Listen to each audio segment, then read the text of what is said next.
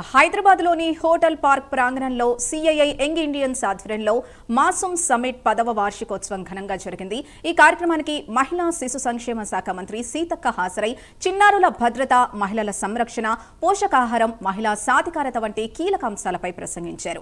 ఈ నెల 22న మేధావులు, స్వచ్ఛంద సంస్థలు, ఉన్నతాధికారులతో మహిళా సదస్సు నిర్వహిస్తున్నామని, వారి అభిప్రాయాల ఆధారంగా కొత్త మహిళా భద్రతా పాలసీ తీసుకురాబోతున్నట్లు తెలిపారు.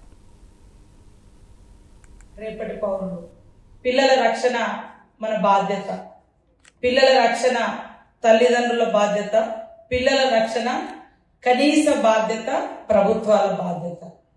ఉమెన్ అండ్ చైల్డ్ డిపార్ట్మెంట్ మినిస్టర్గా మేము నిరంతరం పిల్లల రక్షణ కోసం, పిల్లల విద్య కోసం, పిల్లల ఆనందం కోసం, పిల్లల ఆరోగ్యం కోసం, పిల్లలకు బలమైనటువంటి పౌష్టికాహారాన్ని అందించడం కోసం డే బై డే అంగన్వాడీ సెంటర్స్లో కానీ బయట కానీ ఎప్పటికప్పుడు ఒక రీసెర్చ్ లాగా చేస్తూ మార్పులు చేర్పులు చేస్తూ మంచిగా అంగన్వాడీ 1975లో ఆనాటి ప్రధానమంత్రి ఉమెన్ ఇందిరాగాంధీ గారి ఆధ్వర్యంలో మొట్టమొదటిసారి తెలంగాణ రాష్ట్రంలోనే మొదలవడం జరిగింది. Mahabubnagar very backward area, ఈనాటి సీఎం గారి ఓన్ డిస్ట్రిక్ట్.